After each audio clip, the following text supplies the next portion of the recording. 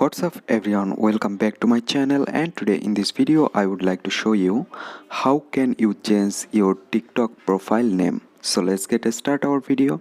So first you need to launch on your TikTok application, and after that you need to go on the bottom right corner me icon. There you can see, just tap it, and after that there you can see my profile name is monkey55. So if you want to change it, what should you do? Just tap on edit profile icon. There you can see, just tap it. Now tap over your name, and there you can see my name is monkey55.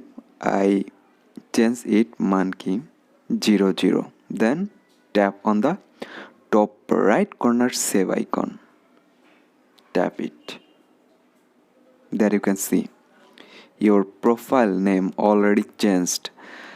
It's now monkey00. So guys, in this way you can change your TikTok profile name very easily. So hope guys this video can help you. Don't forget to like and subscribe my channel. Thank you everyone for watching this video.